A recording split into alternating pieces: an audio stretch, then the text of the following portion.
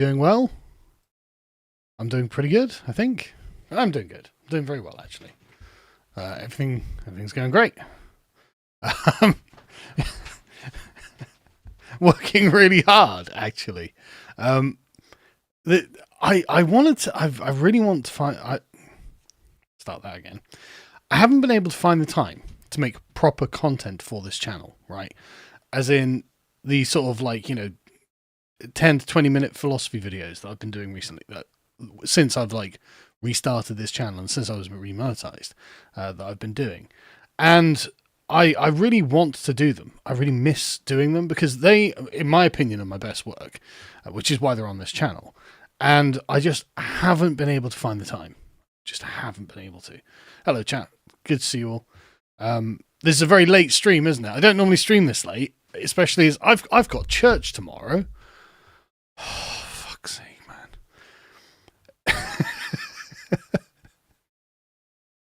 I'm not even joking either. I'm not even joking, right? So, my wife, ages ago, what literally was like, in fact, it started before that. My oldest son was in a multicultural school, because every bloody school in this country is multicultural these days.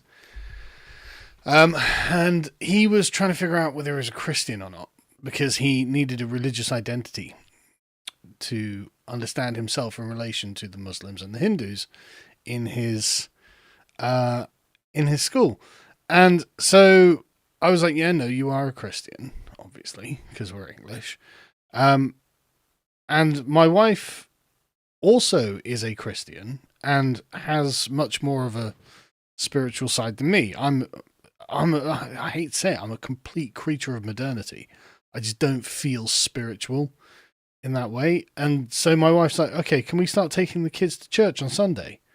And there's me being like, oh yeah, that's right. I'm a base trad right winger. How could I fucking say no to that? And so every weekend, every Sunday, I swear I'm not making this up. Every fucking Sunday I've got to go to church, which for me, an ex-new atheist, again, atheistic child of modernity, sounds ridiculous and feels like a giant LARP. I'm not going for me, I'm going for her and my son and my other younger kids. But I've said this before, my parents are also atheists, but my dad really likes it when he has to go to church for like a christening or a wedding or something. He loves singing the hymns. He loves doing it. And he's got this nostalgia for church from when he was a boy, when they had to go to church. And I never had to go to church, so I don't have any nostalgia for it. So for me, I feel like an alien interloper in a church, whereas he feels he's back in his childhood. And I want my kids to have that. And so because my kids will benefit from it, even if they turn out to be atheists. I don't proselytize atheism at them, by the way.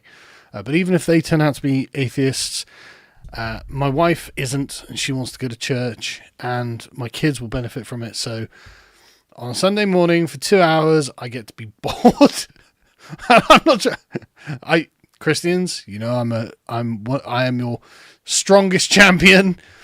It's just weird for me to have to go to church personally, right? And I love it, actually. I love we used to go to this one church that was my wife's family church, and I hated it. I hated every second of it because it was run by two very nice ladies, but they're very modern, and they were doing pop songs remade with Jesus lyrics, and I hated it. If I was going to go to church, I want the full works. Give me the proper religious experience so I can at least feel solemn at the, in the thing, in the experience of it.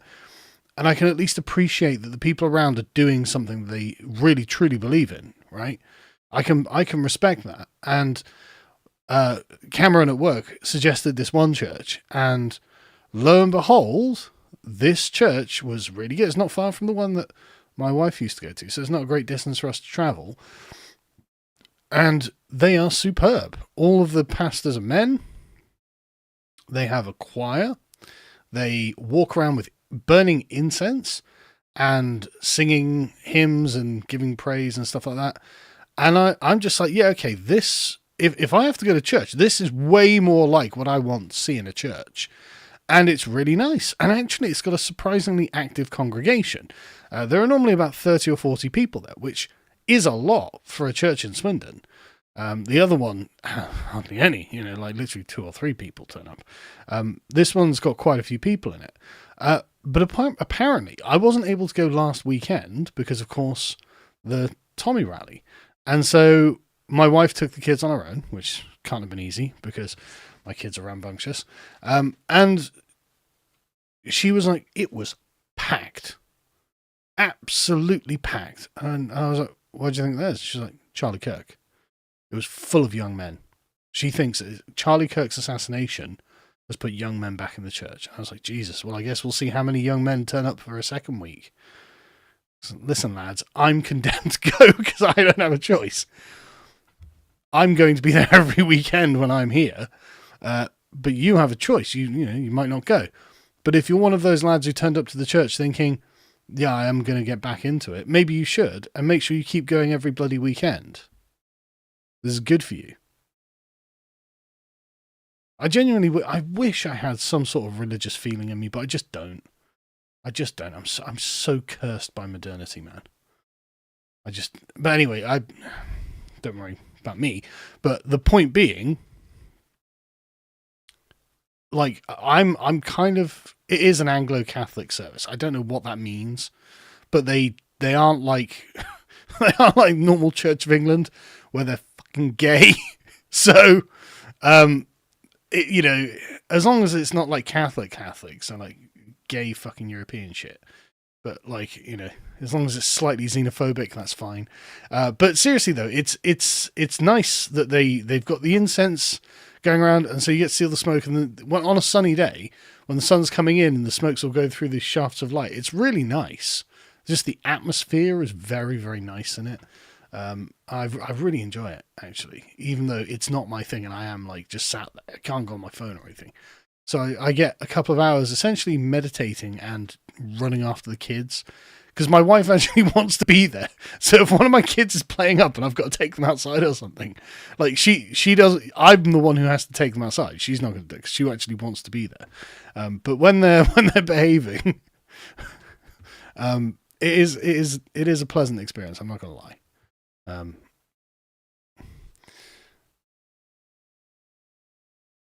Sorry. Will you be Bose Britain's Giovanni Gentili? No, because fascism's gay. I don't like any ideologies. When I finish my master's degree, which I'm coming to the end of now, and my God, have I been working just slogging away, doing citations on it just to make sure it's all done. I'll probably write a book, but I'll probably need. My wife's like, "You're not going to do a PhD, are you?" I'm like, maybe.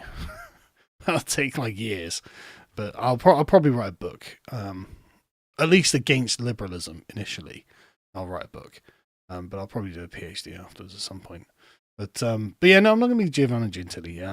Again, like ideologists are gay, and I don't like them. Sorry about your Tinder date, Jay Forsyth. Wizard Jim says, hello, Don Sargoon. Got my copy of Islander. Can't wait to make a 2,000% markup reselling it on eBay. Here's your cut. Keep the good work. Well, thank you very much. By the way, Islander, apparently, so we got like a bulk thing printed of Islander, and they're very nearly gone. So link in the description. Go and get yours now. But also, it's just really good. Like, it's really, really good. I'm really proud of it. And the next one's going to have a good theme as well. Really interesting theme. Really looking forward to writing on it. So, like I said, I've had to read so much doing this degree. I'm like, right, okay. I actually have a very interesting set of things that I want to talk about that are outside of the scope of what I'm actually doing. Like, for example, I'd like to do a thing on de Tocqueville's Democracy in America at some point. Because obviously I had to read it, and it is a fucking tome. But he's got some really interesting observations. He's got some very interesting observations about American women in the 19th century, which is cool, and how they differ from French women. And essentially the sort of liberty that they have gives them more self-control. And you can see the change now in that, well, I mean, is self-control a thing anymore? Do people care about that at all? This is one of those things. But yeah, I've got a lot to do. Adam says, I know immigration is the issue, but I'm sad the digital ID petition isn't standing up next to Rupert's offshore one. Otherwise, we might not be able to rally as we have been. What's the point in winning a battle if we lose them all? Well, the thing is, if the demographic integrity of the country is damaged beyond repair, then it can never be fixed. If we're forced into a tyranny, some sort of neo-communist tyranny with digital IDs and facial recognition, that can always be undone. Like, we can always just elect the base government to be like, no, fuck all this. We don't want any of this stuff. So all of that can be undone. But the immigration issue is number one, because that can never be reversed if we don't fix it now. So we have no choice.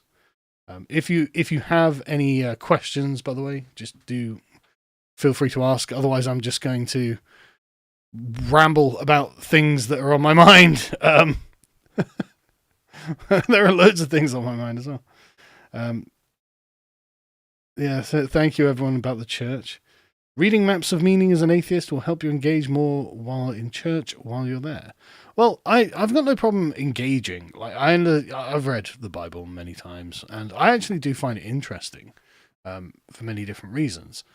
So I actually know a lot of what they're talking about, and I know the sort of thing they're going to tell me. It's just that I realise that I'm always going to be an outsider here, even though obviously I want to support Christianity as a restorationist movement. I would rather live in a Christian Britain than an atheist one, put frankly.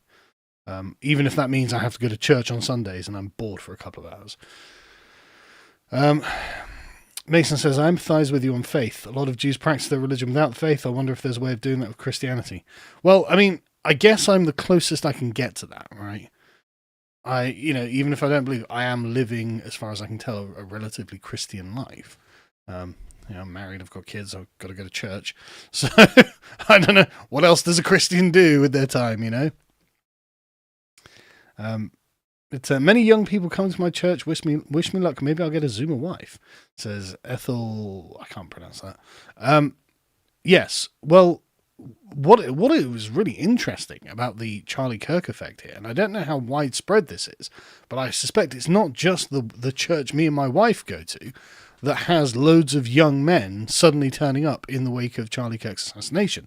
I imagine lots of young men are going to lots of different churches because they have decided that actually this is a spiritual war, which it is, and they intend to be on the winning side.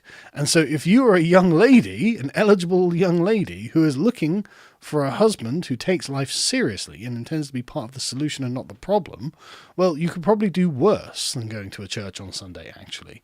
So who knows? Certainly couldn't hurt, right? Sad Bard says, I was debating whether or not to go to church tomorrow, but you're right, it's good for the kids. Thanks for making that choice for me. Well, yeah, absolutely. Like, again, it's not really my choice. I didn't really get to choose it, because as soon as I realized why my dad really enjoys going to church and church functions, I realized I just have to do my part, for my kids. I don't get a lion on Sundays really anyway, because They wake up and 6, 7 o'clock in the morning, they burst into our room, either fighting over something or just jumping on the bed or something. I don't get to lie in Sundays anyway, so I may as well go to church. May as well get them out of the house. Have I finished plotting my revenge on Elon Musk yet? Well, Elon, I don't know why you haven't DM'd us to come on my podcast. Although I have to say, thank you very much for getting Gavin McInnes restored. I was at the Tommy, the United Kingdom rally, and on the night of afterwards, everyone's drinking, having a good time. I go up to the bar. I'm about to get a whiskey and coke or something, and I noticed that there's this guy on my right. He's just looking at his phone, and it's like, that's fucking Gavin McInnes. I was like, oi. He's like, oh, right, mate. So, and he starts telling me about how things have been. He's got a website called censored.tv, and because he's been banned off everything ever, he's got his supporters, but they slowly dwindle over time, and he can't recruit new supporters because he doesn't have social media. And I was like, fuck, man. He literally has Telegram, basically. and he doesn't use it. And I'm like, okay, whatever, that you've got to use it, man. And he was just like, no, I'm too much of a boomer, basically. I was like, right, okay, well, you can lead a horse to water. And then I saw a clip of him yesterday going around on Twitter, and I was just like, okay, yeah, right. I quote tweeted it and then tagged Elon Musk and was like, look, man, Gavin, his crime is basically being ahead of the curve, right? He's a lot more moderate than a lot of the people in the political environment these days that you've allowed back on the platform. You should reinstate him. And Elon replied, going, okay, what's his at? So I linked it. And lo and behold, yesterday, his account was back. I was like, okay, that's brilliant. Thanks, Elon. And then we hear from Gavin McInnes, not from Twitter, through Twitter, that he can't remember his fucking password and the email address that we would go to, and the number that is already in use. And so Grandpa McInnes can't get back into his fucking Twitter account. And he still hasn't tweeted.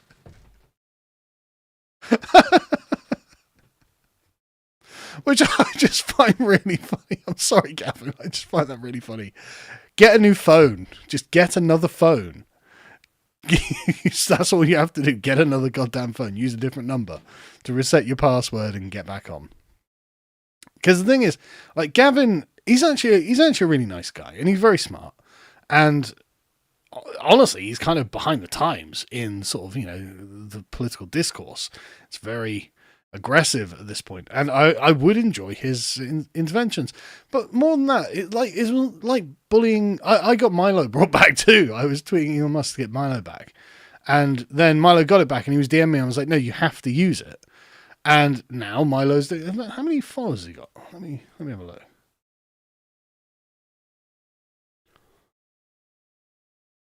$745,000 fucking followers. I've only got like 520,000. Only, I mean, but. And so Milo is, tearing up on Twitter, and he's doing great. And I'm like, no, I want a restoration. I want all of the old gang who were deplatformed during the sort of dark eras between 2017 and sort of 2023, whenever it was Elon bought Twitter. I want all of them back. I want us all back, because, you don't have to agree with any of these people. You don't have to like any of these people. But I genuinely don't think they deserved the deplatformings that they got. I don't think I deserved it, obviously, but I don't think they deserved it either. And I want the gang to get back together. I want. It was a genuine sort of tapestry of different opinions back in the Wild West days of 2013, 2014, 2015, that sort of era.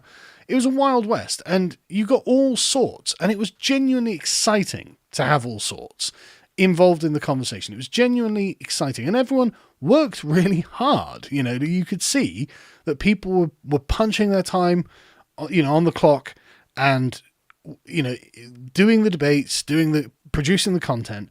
And then for some fucking blue-haired shitheel in Silicon Valley to be like, that's offensive. That's it. You're off the internet forever. But I just find that totally unacceptable. No, everyone has a right to exist. Okay, we all have a right to exist. Even if you don't agree with us, we don't care. We're not doing anything illegal. And so I want these people brought back, even if they do stuff that I'll go on to criticize or I don't agree with or whatever it is. I think that everyone should have a right to exist. I genuinely do. And so I want everyone back. And so I'm doing what I can to get these people back. So no, I'm not going to take revenge on Elon Musk. I'm sure he can sleep safely now in his bed. For bringing Gavin back, I'll forgive him. But, don't cross me again, Elon.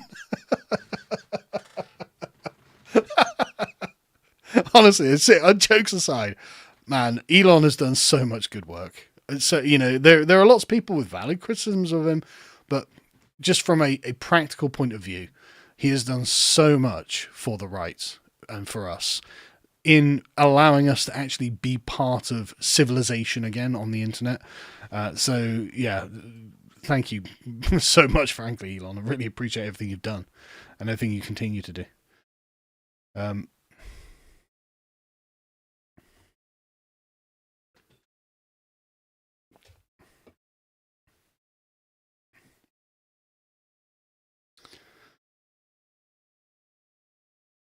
I must interview Newt Gingrich on Tocqueville. Why? Is Newt a scholar of Tocqueville, is he? I had no idea. Janice says, the death of Charlie Kirk illustrated clearly how wide the gulf between left and right really is. The far left is so rabid, it seems to me like we're from different planets. Is there any fixing this? I can't see it happening. Yeah, force of law, basically. When the left start actually receiving punishments for being horrific people, then, yeah, that will happen. Like, there are loads of them getting fired because it's just not acceptable to cheer for the deaths of anyone at all, really. And I mean, they would have to be like, maybe like Harold Shipman or Joseph Fritzl. If they were getting the death penalty, you could cheer, because the point of having these kind of social norms and obligations that are universal is to ensure the integrity of the social fabric, to make sure that we understand that we are actually a civilization that is bound together through the bonds of friendship, as Aristotle described them. This is genuinely why we are so prickly about this subject. We are not merely a social contract society. The United States claims to be a social contract society. France claims to be a social contract society, but they're not, because otherwise this wouldn't be a problem. But it's a massive problem, because really, we are bound through sentiment. Sentiment comes first. Rousseau had it correct. The real constitution is written in the hearts of men. And if you allow one political faction to nurture hatred, then that's the real constitution of that side of your polity. And that has to be forbidden. And the only way you're going to forbid it is through the exercise of power. And that's what they were doing to us with things like racism, sexism, xenophobia, whatever it is, blah, blah, blah, blah, blah, blah. Name a thing. But the thing is, none of those are actually like even agreed upon subjects. But none of them are really as bad as the left makes them sound. Words are not violence. Violence is actually violence. And shooting a man in cold blood in the middle of the day, that's unacceptable, right? That's in all times and all places. That's just completely unacceptable. And therefore cheering for that is also, by extension, unacceptable. But not only that, it reveals you to be the kind of person who, were the circumstances different, you'd be the kind of person who'd pull the trigger on that. And so every person who cheered for it is the sort of person who'd pull the trigger on it. And that actually is the destruction of the social fabric, the bonds of sentiment that bind us together, and we can't have that. We just can't have that. That is just one step too far. You can have any political opinion you want, in my opinion, but you're not allowed to cheer for the deaths of people. And you notice that when leftists get killed, or when they die, I don't see the right cheering. Like when Ruth Bader Ginsburg died, Trump was like, oh, that's the first time hearing of it. I'm sorry to hear it. Like, he didn't caveat that by saying, well, I disagreed with everything she said, but it's a shame she's dead, or that shouldn't have happened. He didn't caveat it.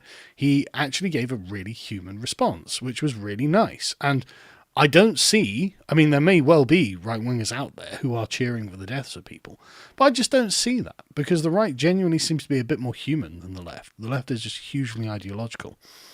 So yeah, I think it's completely reasonable that is a hard line in the sand. You don't cheer for the deaths of people. When there are people mourning, you don't cheer. That is just, again, they would have to have done something truly monstrous. Like they would have to, like Jimmy Savile style, right? They would have to be awful in every way for it to become acceptable, because basically what I'm saying is they would have to have done serious damage to the social fabric themselves.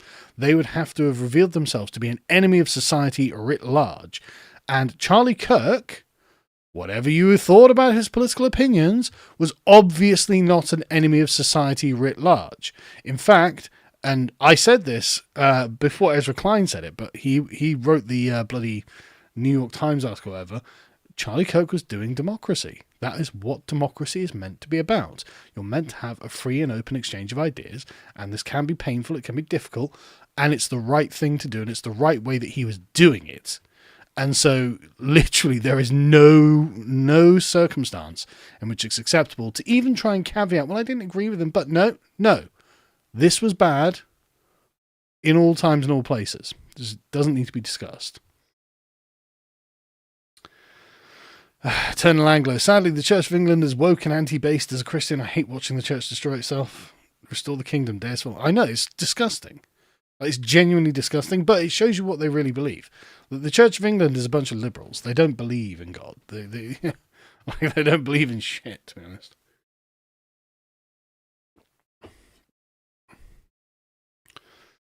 Kent says, may I request a redesign of the For America shirt? The current image comes off as a boomer tier political cartoon.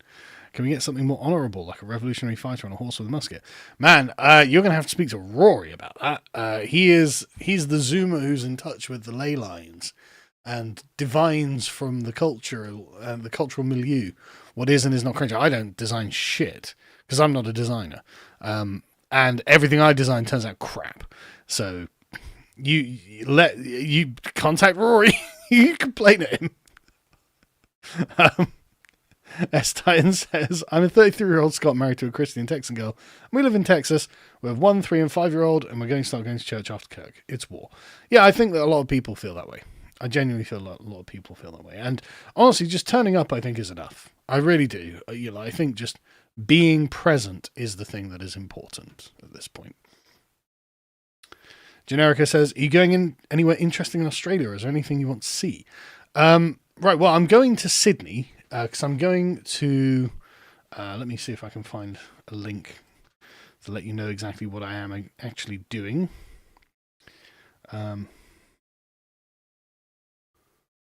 It's a...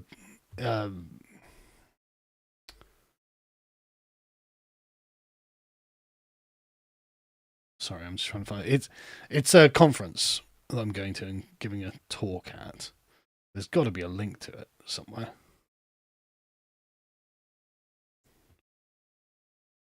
Okay, apparently I don't have a link to it.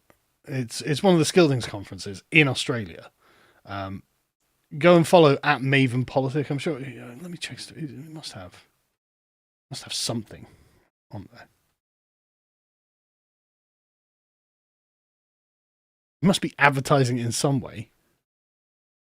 Right, there we go. Okay. Right, it's First Fleet Forum, Charting Terra Nullis, and October the 24th to October the 26th in Hunter region, somewhere in Sydney, I understand it. It's me, Survive the Jive, Dr. Frank Salter, Russia Walter, and numerous others, no doubt. And for some reason that's not gone, but whatever. But anyway, yeah, so Google First Fleet Forum, and that's what I'll be doing in Australia at the end of October.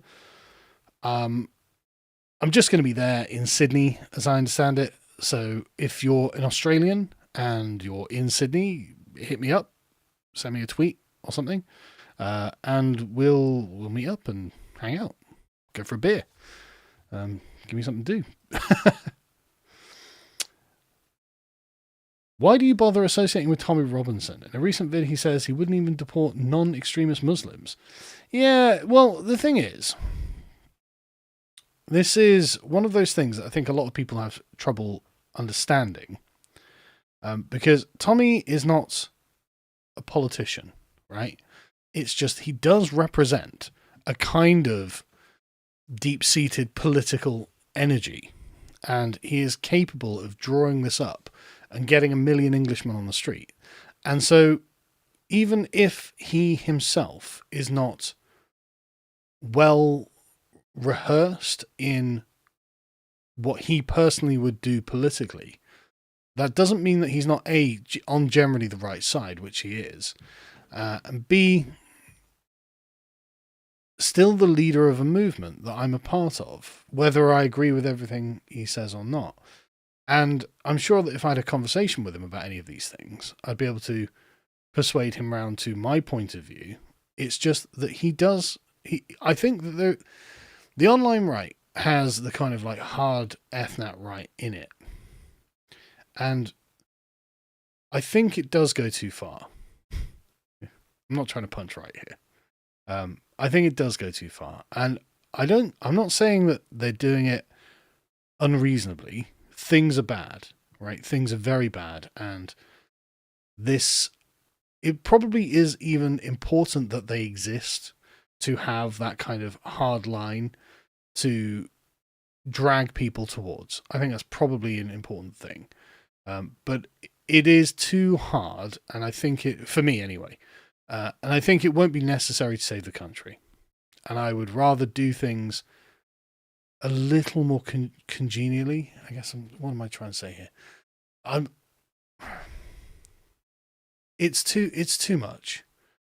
I agree though that a lot of Tommy's positions are not enough and insufficient, but I think that Tommy can be brought to a harder position in reality, because you see it occasionally, and the same with Lawrence Fox.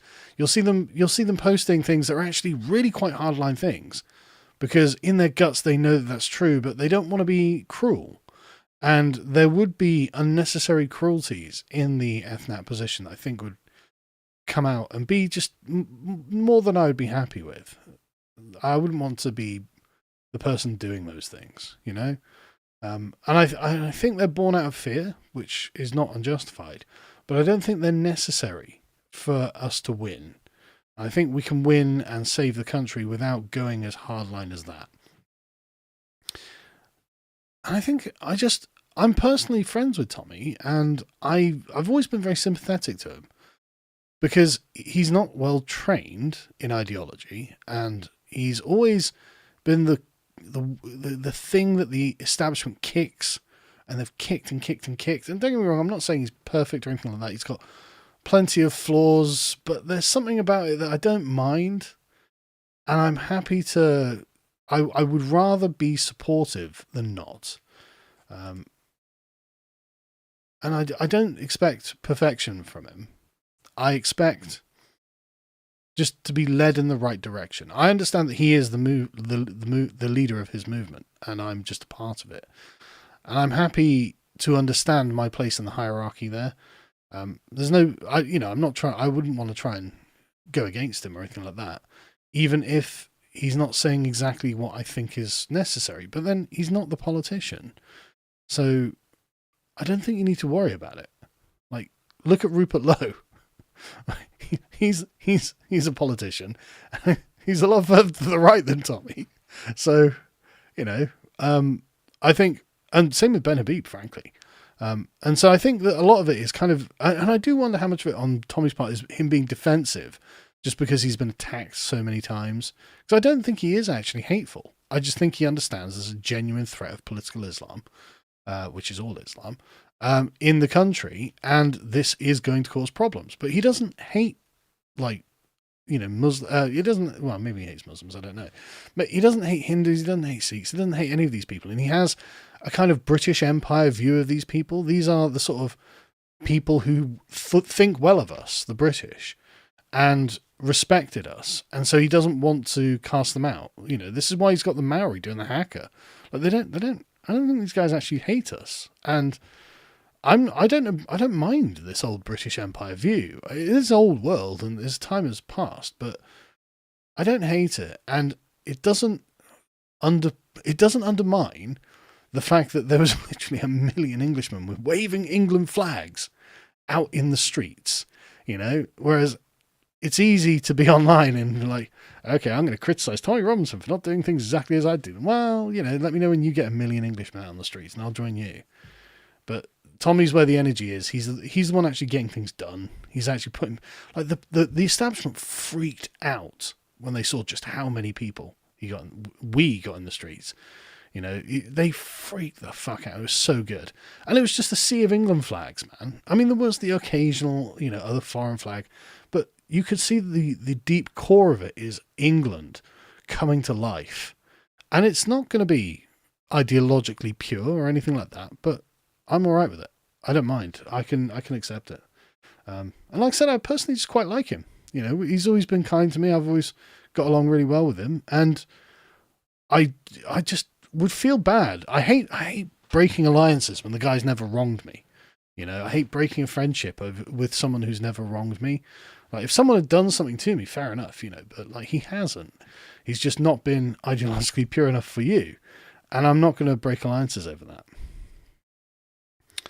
I'm in favour of a broad tent, really broad tent. Unlike the left, who are currently in the middle of creating the People's Front of Judea and the Judean People's Front, I don't want to do that. I think let's just we all agree that fundamentally, the proposition is, does England belong to the English? And if the answer to that is yes, then we're all in the same team, no matter how hardline you are or not. DTech says the demographic issue isn't that bad. It's not 60% versus 40%. It's only one group that will be difficult. Other groups will leave that much fuss. Yeah, I know, but it has to be dealt with now, while we're still the overwhelming majority and people are absolutely sick of it. It has to be dealt with now. If we allow the demographics to keep going, it becomes just more difficult. And I just don't want to hand this problem off to my children. I don't want this to be a problem that my children have to deal with. This is something we have to deal with, frankly.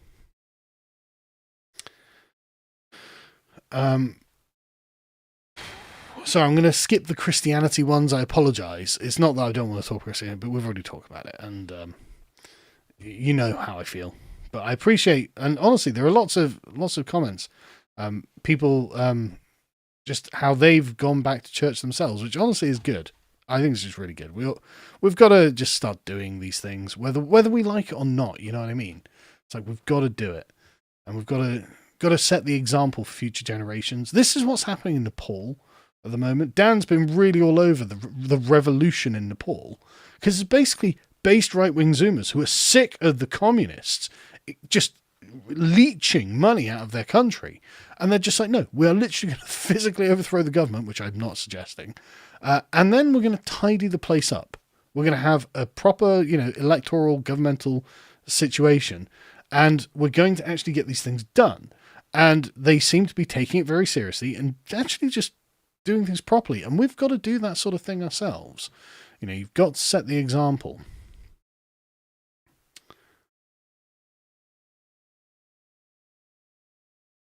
Sorry, I've got to go down through.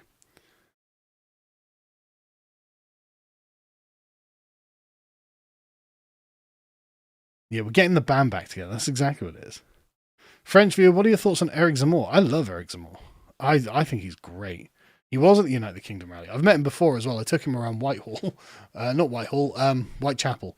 And man, it was scary being outside that fucking mosque, I tell you. We started getting looks. And I was just like, oh, Jesus, I think it's time to go.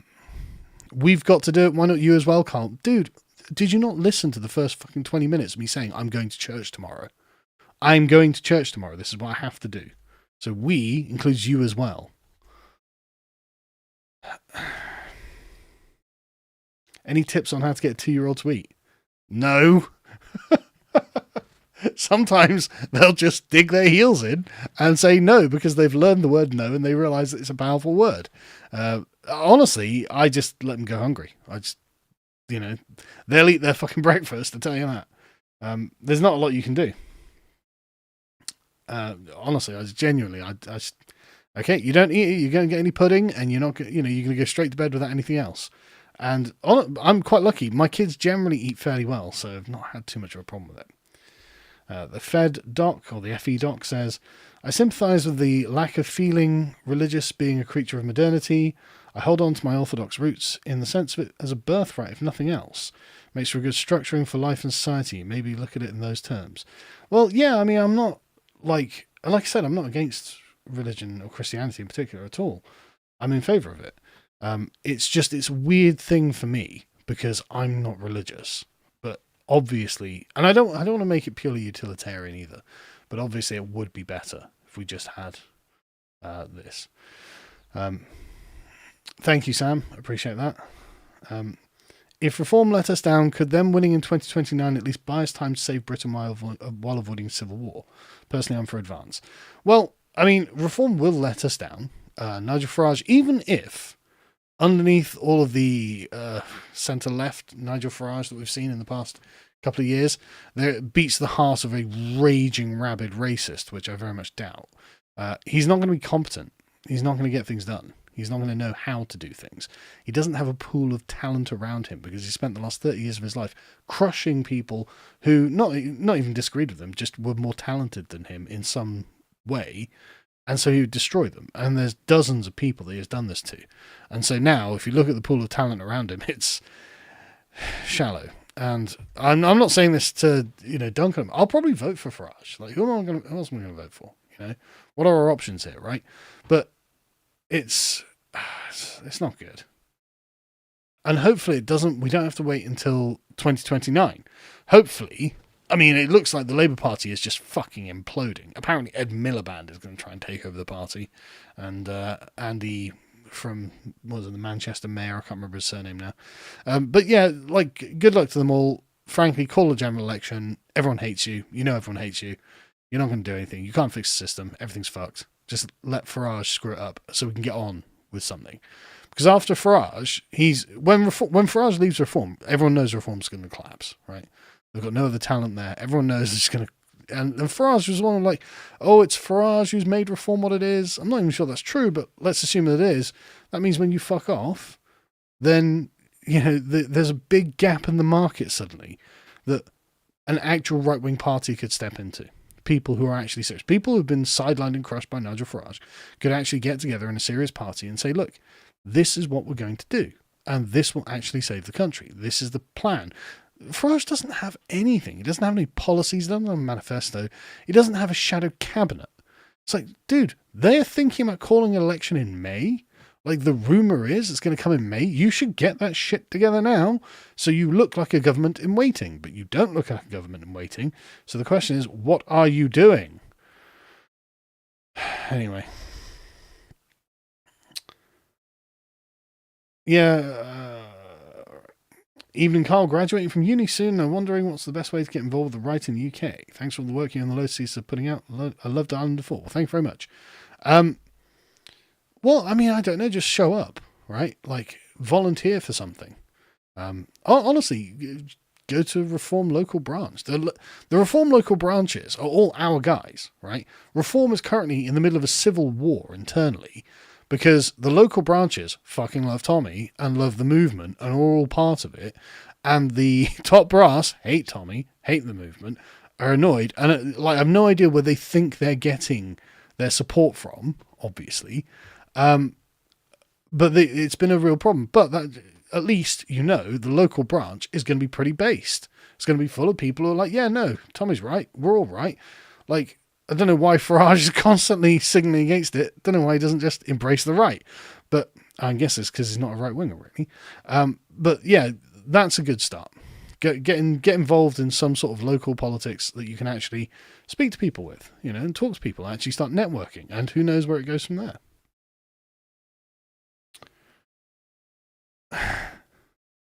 TTTHTTPD says, against my better judgment, I checked a few of the remaining Skeptic channels.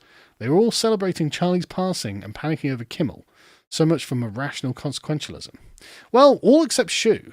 Shu put out a really nice video explaining that, look, I just don't know what I am. Economically, I'm left-wing, but these people are monstrous and I don't want to be associated with them. So good on her. But I mean, Shu's a mum now, I believe. So she's got kids. She's married. She's got kids. And it's interesting how, you know, the ones of us who got married and had kids, essentially, I mean, how is Shu not right wing at this point?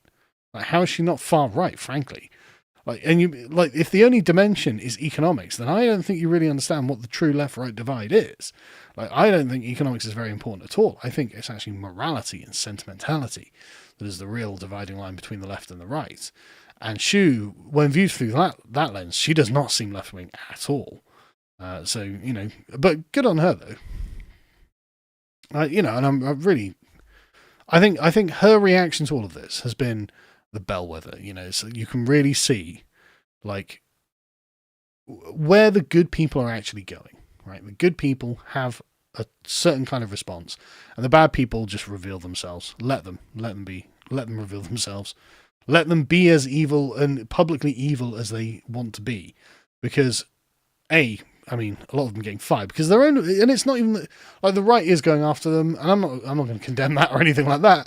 But like, I get the feeling that in a lot of cases you probably didn't need to go after them. I bet a lot of these people were like, their own bosses were like, "What the fuck are you doing? You're cheering on the murder of an assassinated man in cold blood in broad daylight. I don't want you working here. You seem like a maniac." Like, get out is, I think, something a lot of employers have done.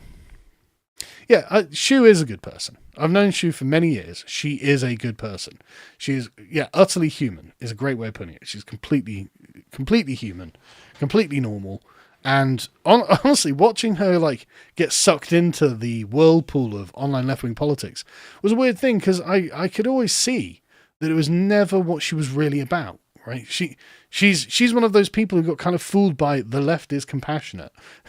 Like that was the selling pitch that she. Oh yeah, I'm a compassionate person, and it turns out no, the left isn't compassionate. They're fucking resentful goblins who hate beauty, truth, and goodness, and want to destroy anything that has any innocence or nobility about it. That's what the left is. The beating heart of the left is evil, resentful demons.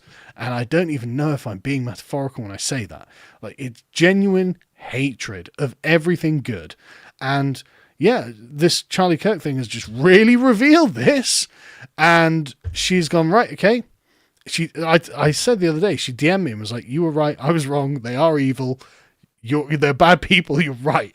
And I was like, don't worry, she's like, I'm sorry. I was like, don't worry, nothing to forgive. I totally get it. And at least her husband's a really cool guy. He's called Eudaimonia on Twitter, and he and I have shared a very sort of similar intellectual trajectory coming out of liberalism. And so I know that she's got someone sensible, around her as well, who can properly explain exactly what the problem is here. So honestly, I think she's going to do great. I think she's going to be fine. When is Elon guessing? Yeah, I know, right?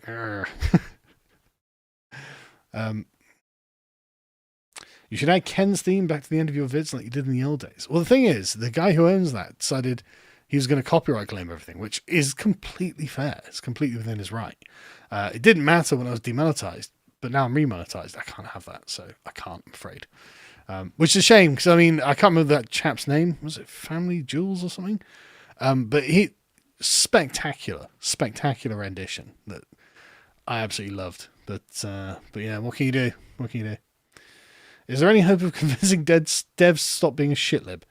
I don't think so. I just want to be clear. I have no beef with Dev. Absolutely none. I still watch his videos. He's a very smart chap. I just think he is just so emotionally committed to the sort of centrist liberal thing that he will, regardless of what your argument is, find himself coming back to that thing because he needs it for whatever reason. I think he needs to feel right on this. And it's like, okay, well, I'll let you do it, man. I'm not going to argue the toss. Yeah, there was a Patriot March in Glasgow today, wasn't there? I saw the, Mr. Obvious, be nice. He's not a bad guy. Again, Dev is one of those people I'd trust with money, right? This is how I judge whether I think someone's actually a good or bad person. Is if I needed them to look after like $1 million for me, would I expect to get it back? And from Dev, I would expect to get it back. Like from Sean Head, I'd expect to get it back. From Tim Pool, I'd expect to get it back. And so this is the thing. I genuinely consider these people good people, even if in some ways I might ideologically disagree with them or whatever it is. Blah blah blah. Like they're still good people. Even though Dev, he likes winding people up because he doesn't mind being hated. And it's like, okay, man, but you don't want that. That's not good. Dev doesn't hate me now. Dev's just autistic. What do you make of the Overton window dissonance between the establishment and public sentiment? E.g., BBC still insists on calling Tommy Robinson far right, even though the actual right views him as a centrist. And even if Tommy Robinson is far right, and in some ways they're not wrong, because it's actually the sort of pre-rational gammonzilla that Tommy is the representation of, that is the far right. It's not quote unquote racist in the way that an ideological internet racist is. It is more about us and ours versus them and theirs, and it perceives things in that sort of thymotic frame. But that is far right because it's not ideological. But the dissonance between the establishment and public sentiment is actually really enjoyable. You can see it primarily in places like the newsagents with Lewis Goodall, like constantly like fidgeting and shifting and sweating. They know something has happened. They know that they don't represent a majority public opinion anymore. And they always flattered themselves into thinking that they did because they had the intellectual tools to be able to disarm people. But now every day on like LBC, James O'Brien and all the other shitlib hosts are constantly arguing with people they would just flat out describe as racists, who are just like, I don't want my country taken by foreigners. I don't want to have to spend loads of money on foreigners coming here. I just want them deported. I want my country back. And they're like, oh, right, every fucking caller is a racist then, are they? It's like, well, yeah, kind of from your position. You would call them racist, yeah. They're not hateful people. You mean racist to mean hateful. The sort of person, like, at the rally, there were a couple of guys with England flags on their backs who went up to some Indian to get a curry. And everyone's like, well, what do we have here? The racists are eating an Indian curry. Can you believe it? It's like, yes. Like, they don't want infinity migrants in their country. Not, they will never touch something that didn't originate on British soil. Like, it's actually a very easy distinction to make. But for some reason, they can't make it. And the only legitimate view of nativism they even recognize is the kind of Steve Law's hardcore blood and soil nationalism, right? That's the only thing and if you're not that, they essentially call you a hypocrite. And it's very interesting how that's what they kind of are pushing people into by calling like Tommy and all these people that, which they're not, they're not that.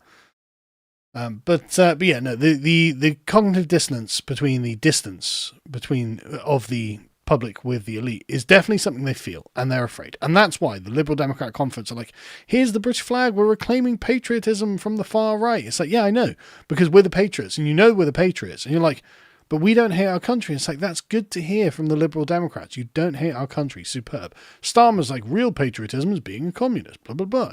Like they understand that actually the winds are in the sails of the patriots. They understand that we are shifting the energy of the entire conversation in this country. If you're going to pretend you're not a fucking patriot, if you're not going to pretend you're a patriot, you are going to get nowhere in the next decade or so in British politics. And they can feel it. And the thing is, they've spent their entire careers being like, we hate Britain, we love Europe, we love foreigners, we love Muslims, we love this, we love that, we love anything that isn't the native British. And so Nigel Farage, who, to his credit, is a patriot, like one of the few people in British politics who actually authentically is a patriot and actually does have a history of standing up for Britain as Britain, in Farage's case in Brexit, but also with anti-immigration stuff, like this is something that he will always beat them on, because he can always just take that step to the right and go a little bit harder if he wants to, that they'll always be afraid of doing. And so their patriotism will always be the patriotism of the Great Replacement, frankly. And it's like, sorry, that's not patriotism and no one sees it. So, you can say what you like, but nobody thinks that's patriotic.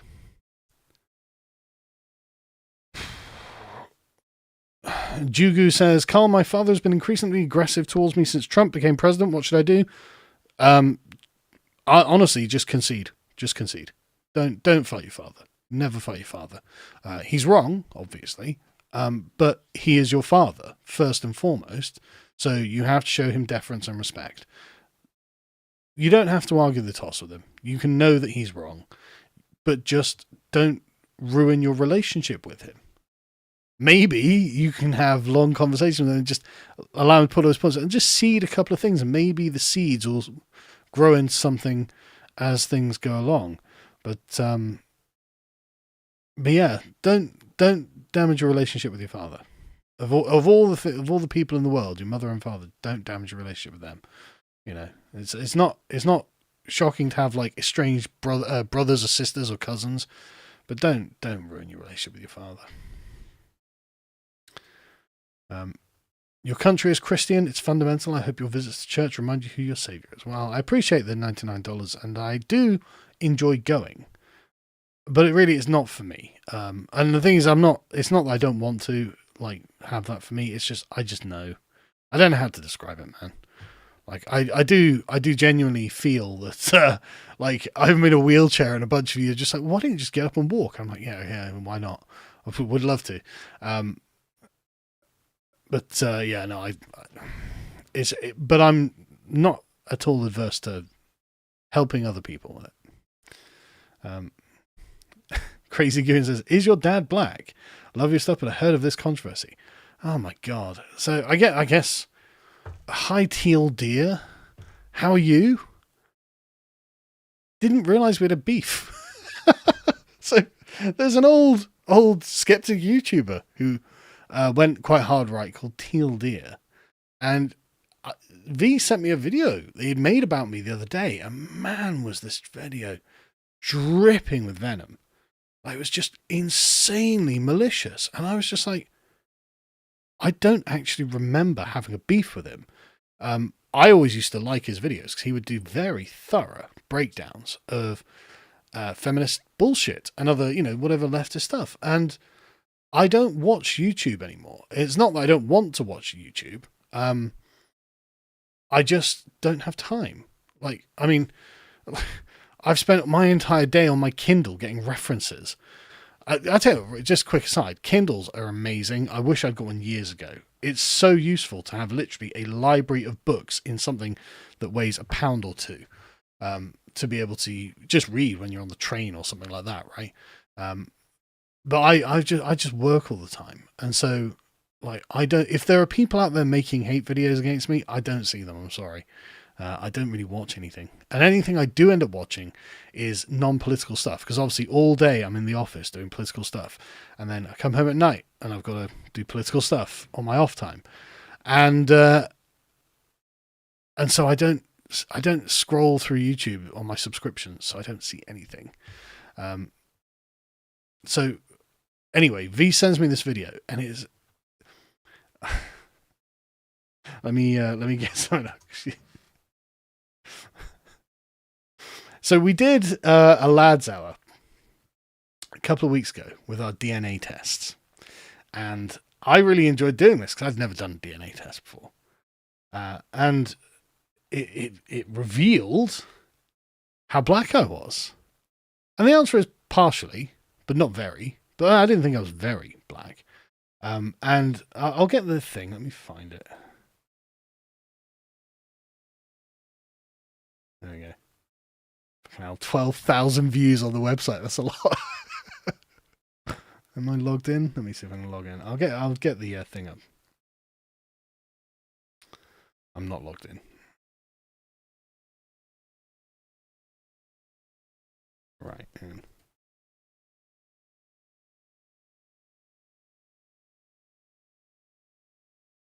So this is Lads Hour. So as you can see, go sign up to the website to watch this full thing.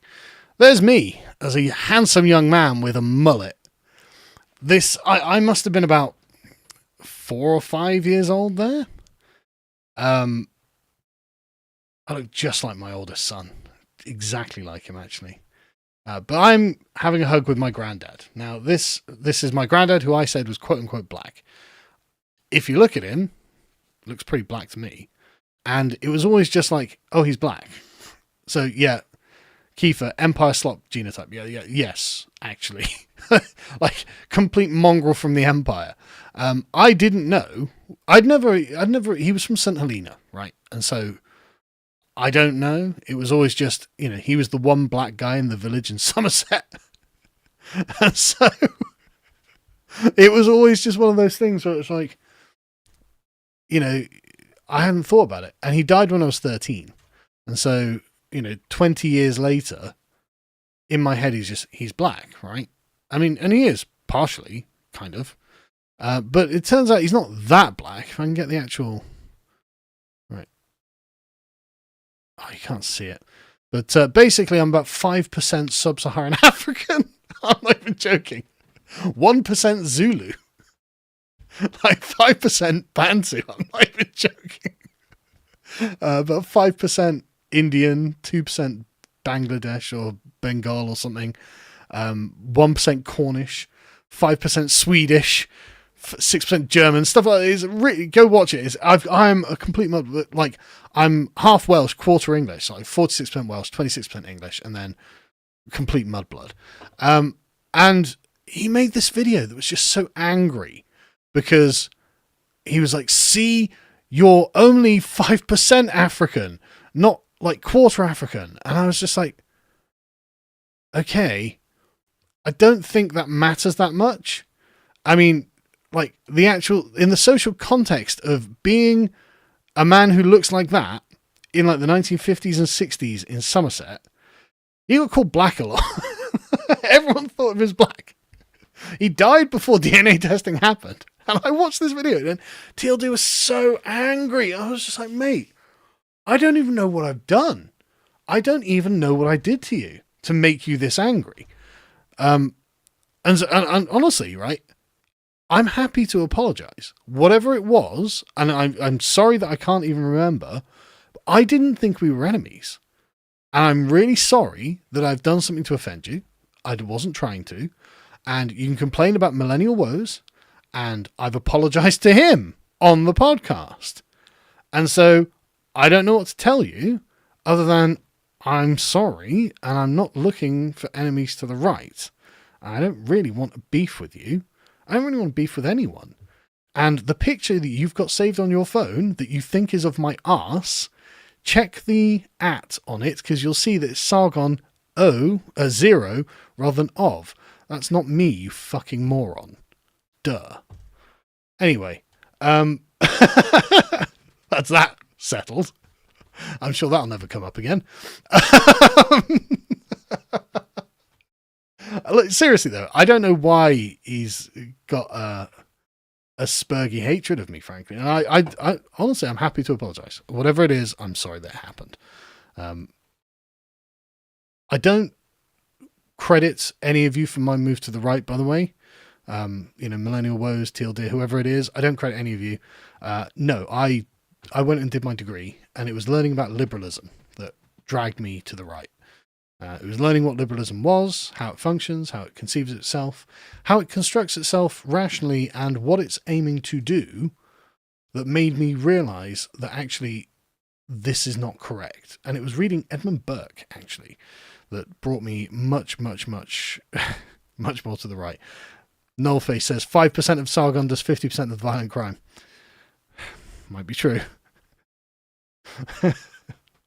Yeah, purebred Dan. Well, I don't know if I'm going to call Irish purebred. I mean, just saying. But no, unironically, Dan's genetics come from literally the primordial soup of Britain. It's so funny. But yeah, seriously though, I think I've apologized to everyone over everything. Again, I'm sorry.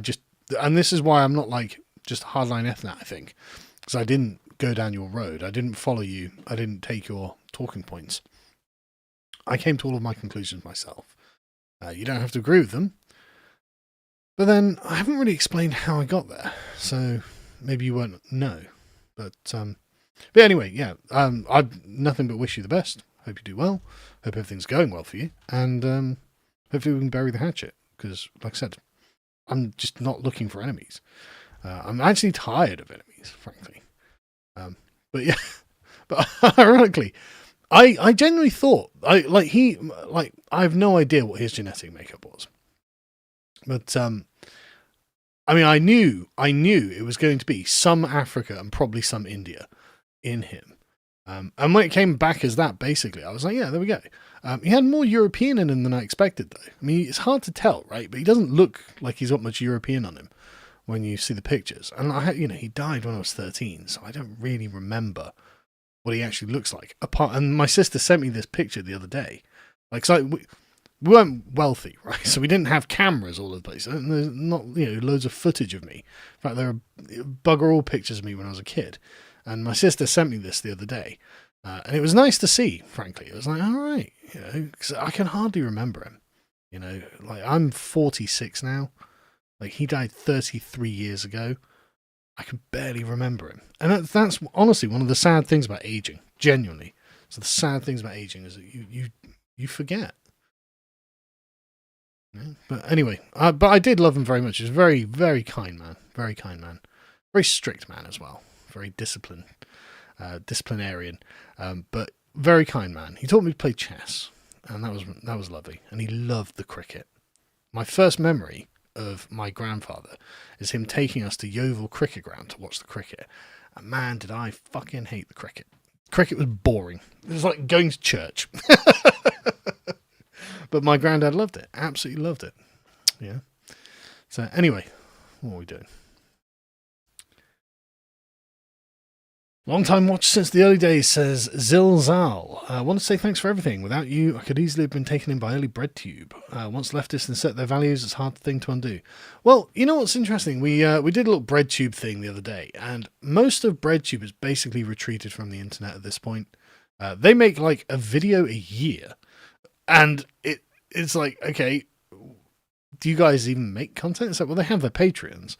And the only ones who are actually still doing quite well are actually Vorsh and Hassan. They're the only ones who are still basically punching the clock and fighting the culture war. The rest of them have basically retreated from it, which I don't blame them. I mean, they've lost. But you may remember it back in 2021. Again, go watch the Lads Hour, actually. This is the... where's the latest Lads Hour? Yeah, the one on BreadTube. What happened to BreadTube? Go watch that, because it's good fun, frankly, to just go through what they're doing with themselves now. And the answer is basically nothing. They're basically not doing anything, and it's okay. That was fun, you know.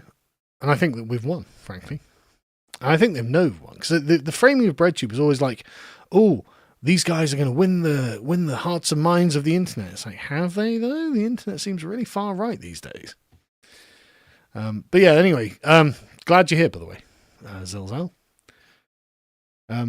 Hungary took action on Antifa. Yeah, I covered it on the podcast the other day. Don't worry. How will we collectively stop hairstyle and implement digital ID? Well, I don't think we will, frankly. I think that what we'll have to do is elect a government that is mentally far right and then just repeal it. You know, we don't have to tolerate it. Do you know the Muslim Brotherhood's grand jihad is? If you don't, you should. No, I don't really talk about Islam that much. I'm going to skip the Christian one. Sorry, we've talked about it enough. I might want to talk with Raymond Ibrahim, a Christian Egyptian American who studied Islam thoroughly. Maybe. I'm not interested in actually debating Muslims either. Like that doesn't interest me. In any way, shape, or form, actually. I know they believe bonkers stuff, and I just don't really want them believing over here.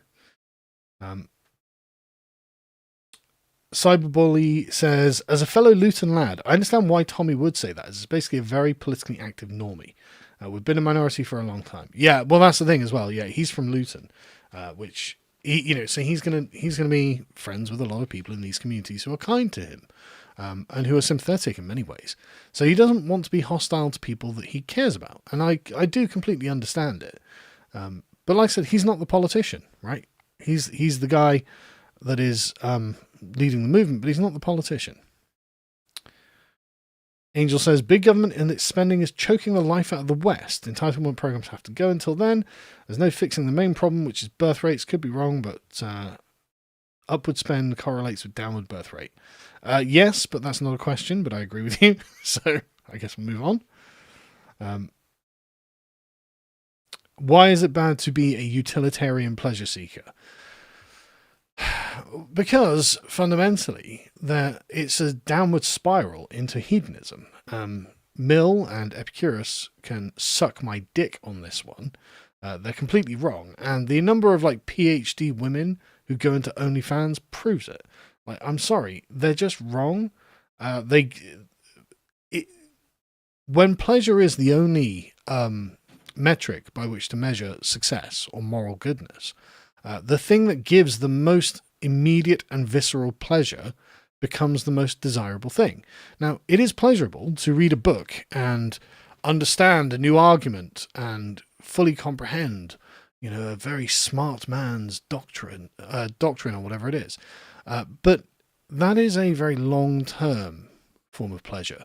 And really you could more call it satisfaction, which itself is pleasant, but is not as sensory as the physical pleasures, and far less immediate. And it's ridiculous to think that that would somehow win out over the majority population when it comes to measuring pleasure and pain as the arbiters of moral good or the highest values one can attain. So it's obvious that people will just go down a hedonistic route of self-indulgence, which is bad for them and not good. Bad things are not good, and therefore I don't think you should do that. So that's why that's bad.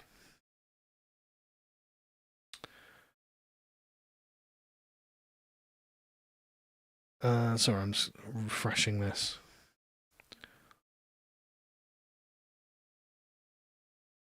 The completely ambivalent reaction to Trump's states visit told you about the mood of the country. Couldn't he be bothered to protest or cheer? Well, there was a protest, but it was only attended by very hardline leftists, which apparently they got 5,000 people out, which was a tiny number considering the number we just had on the bloody streets. And I think 500,000 to 1 million is a very reasonable estimate of the number of people Tommy got out as well. I do think that's real. It was way more than 100,000. Way more. And you're right. It was only the shitlibs and their activists that cared, and that was a tiny number. And Trump was... there wasn't a major scandal from it, right? Trump basically got Starmer to agree with him on everything because Starmer's weak. And came out looking quite nice, looking quite good, quite normal, frankly. And he was very kind and complimentary to Britain. He obviously cares a lot about our country. And so he was just giving good advice on how to fix the country. Keir Starmer won't take any of it, obviously. And he's going to lie to his face over and over and over. But it was all good. And Trump came out looking pretty nice, pretty good. Why wouldn't we have a favourable opinion of him? He's obviously looking out for us, you know. And so, yeah, you're all right. The mood of the country is... Yeah, we're kind of okay with Trump, actually. If we had our own Trump, it would be pretty good. Have you read the Malazan Book of the Fallen? No, I have not. But thank you. I appreciate the suggestion. Weeby Can says, followed your work on and off since 2015-ish, and it's only improved over the years. Well, thank you very much. I've worked really hard. Question, where does American find right-wing friends in Edinburgh? I don't know. I don't go to Edinburgh. I've been there once. It was nice, you know, it was very nice actually. But I'm not from Edinburgh, and it's a long way away from where I live. I'm at the total other end of the country, so I can't make any recommendations there.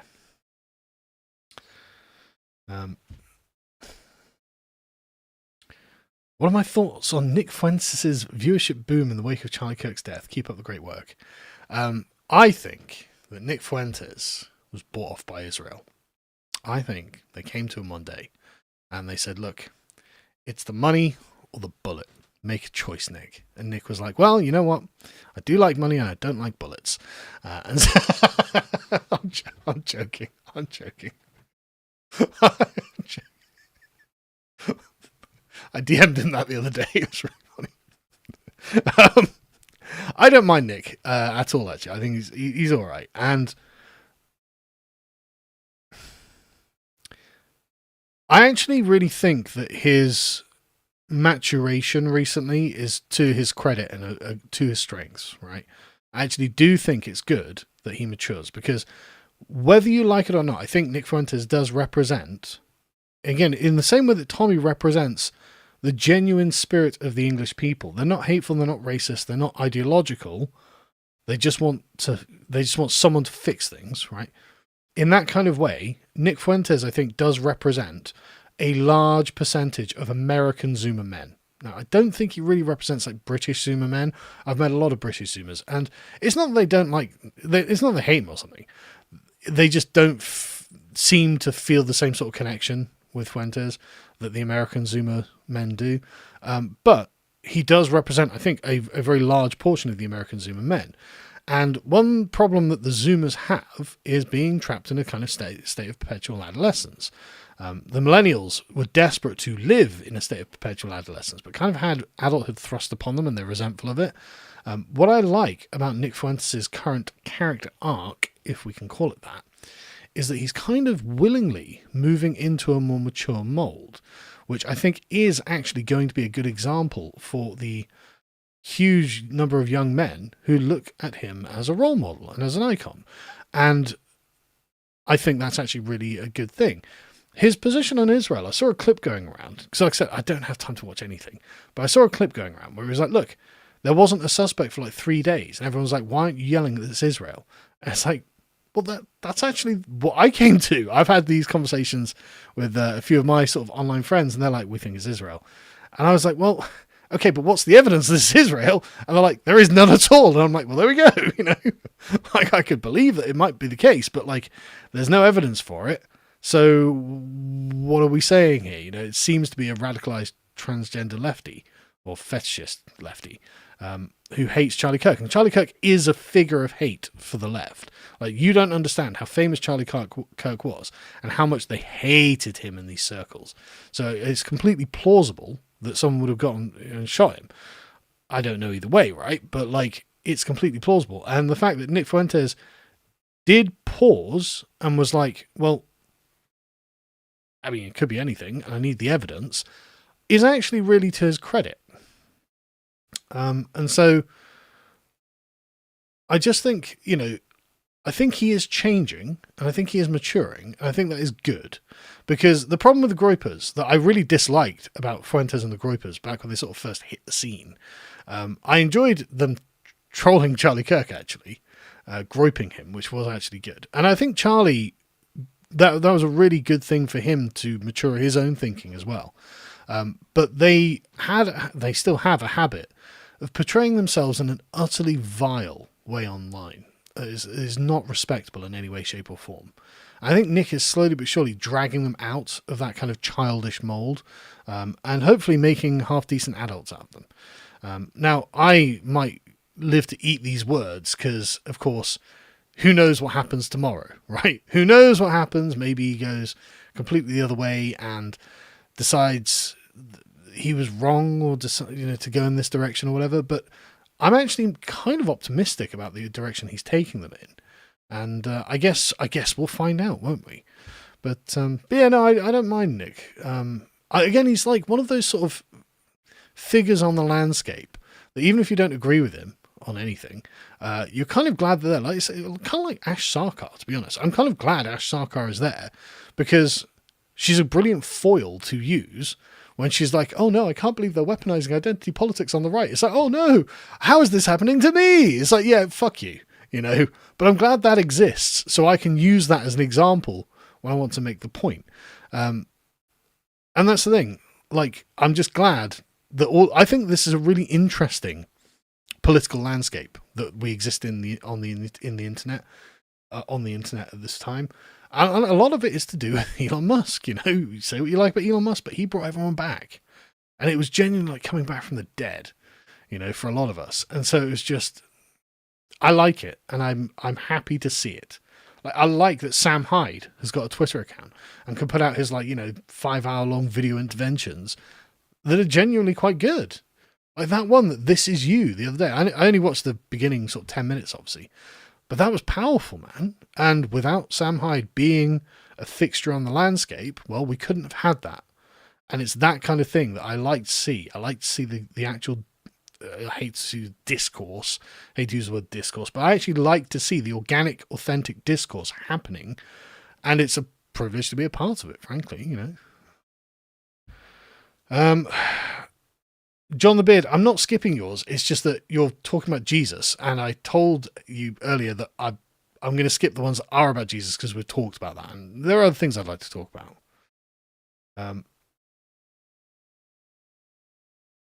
Am I still friends with Dev? I mean, I wouldn't say necessarily, but I'm not his enemy or anything. Big Mike, oh, hey again, Mike. How's it going? Stop selling people dreams. You can't even debate Muslims like Ali Dawah and Muhammad Hijab. There is no revival. Clearly, the UK will be Islamic. You have cognitive dissonance in Islam. I mean, at least when the UK does become Islamic, I stand to benefit. Right? I'm a man. I'm going to do great with the Islamic takeover. So, it's not all doom and gloom on the horizon.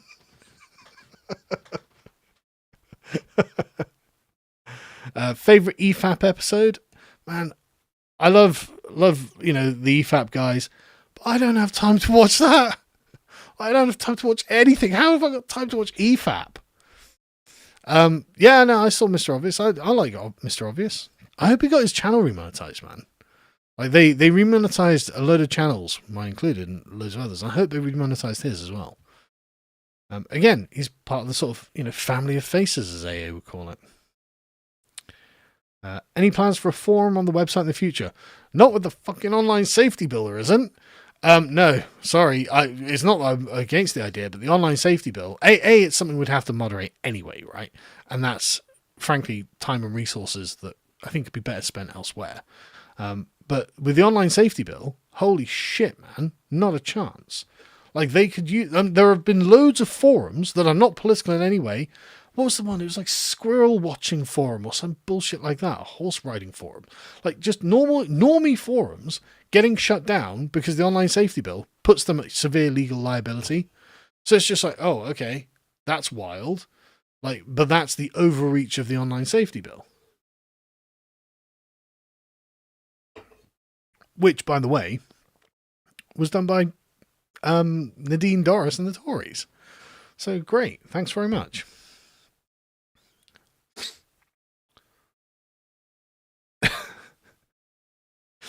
Thank you, Mario. I'm not going to read that out. Nullface says, wait, you're black? That's I'm unsubbing. Man, that's the thing. Some people are unsubbing because I'm slightly black. Other people are unsubbing because I'm not black enough. It's like, look, Teal Deer, just resub, man. But I do have the N-word pass, that's correct. Have you ever considered bringing back This Week in Stupid? No, to be honest, I've not. I enjoyed doing This Week in Stupid, but it's weird to say, but it was a lot of work, and it didn't feel like it was a lot of work, but it was. Like, it'd be my entire Sunday doing This Week in Stupid. I'd prepare things during the week. And I'm not, it did great and everything, but like, I'm glad to have ended it on a high note, I'm glad to have ended it, with like, what was it again, 350,000 views an episode, something like that. It was really, really good. And, and I'm glad you all liked it, but it was tiring and I was just becoming burnt out. Excuse me. And it was just better not, better to stop before I made it shit, basically.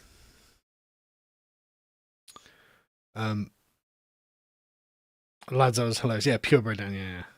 Drill rap album drop went, man, tell me about it. Right. I just love the fact that I've got blue eyes and all my kids have got blue eyes, though. Say what you like, but we've all got blue eyes. I'm going to skip the Africa ones as well.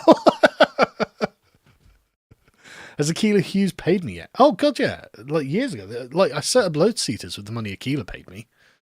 Like, that, literally, that was what the money that she paid me is the money that went into setting up load seaters. So, yeah, that was... Thanks, Aquila. The makers of the Rogue Tech mod for Battletech danced on Charlie's grave too. Well, you know what, right? This is going to be a very niche thing to say from my Pondering channel. But I actually uninstalled that mod. Not because of them doing that. I did it before that. I was just kind of tired of the amount that's in it. I didn't really enjoy it. It was just too much. So, yeah, I'm not using it. Love to see you do a deep dive into central banking. Well, the thing is, it seems that that's all out there now, right? Like, everyone's seen the sort of conspiracy videos about the central banks and stuff, and it's probably all true. I don't know, anything about it. But it just strikes me, I don't think it would be very useful for me to do. I think it would just be, like, me. I think that the narrative has been set, right? I mean, I read David Rockefeller's memoirs, and he was just like, yeah, I'm a proud internationalist, and I want all of this to happen. And it's just like, oh, okay. There we go. There we are. I guess he's just saying it. So, like, again, I don't know, do you still have the Antifa banner as a trophy? I do. Let me see if I've got it around.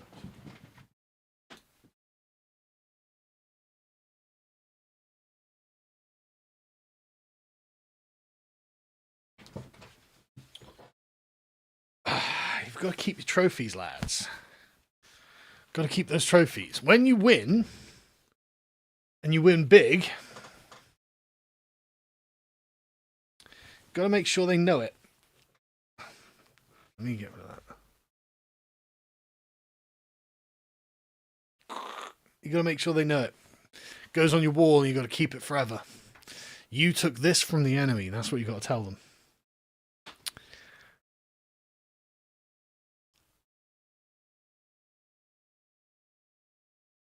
Starting my first law and politics undergrad on Monday. What political theory is best to read? First primary source to get very informed. I mean, there's not really any one book I'd point to.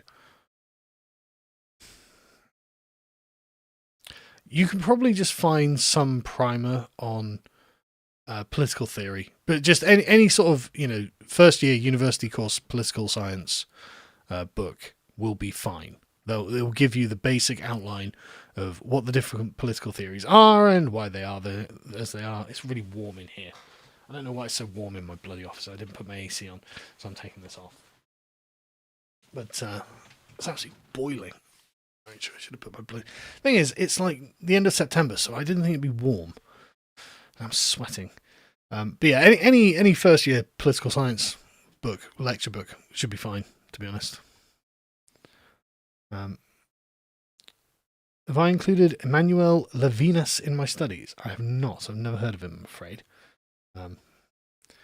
So I'm afraid there are loads of super chats that I'm not going to be able to get through because it's gone midnight and I have to be up early to fucking go to church. I can't believe I'm fucking saying it. Yeah, I took one of Napoleon's eagles, exactly. Although Napoleon was not nearly as cringe as Antifa. So that's good. What book should every Englishman read? Man, I do like Churchill's History of the English-Speaking Peoples. I made my son read it. And so I was there listening to him reading it all out. And it was really good, actually. Whatever your thoughts on Churchill are, his History of the English-Speaking Peoples is very, very good. Never Goon. I just read a $2 super chat. The problem is time, really. And a lot of them were sort of repeats of other things I'd read. So I'm trying to get through it. But anyway, thank you all for joining me. This was a fun little chat. I thought, sorry I didn't have a presentation, but I just didn't have time to make one. I'm tired. God, I'm so tired. But yeah, thanks for joining me, folks. And I'll doubtless make a CAD daily video tomorrow. So I'll see you then. And follow the link in the description. Go sign up to Lotus Eaters, £5 a month. Keep us online. Go Islander, and come and join me at the First Fleet Forum as well. If you're in Australia, because I'm sure it'll be fun. I've never been to Australia before. Not looking forward to the 24-hour flight. And they're not even getting me first class. Can you believe it? See you later, guys.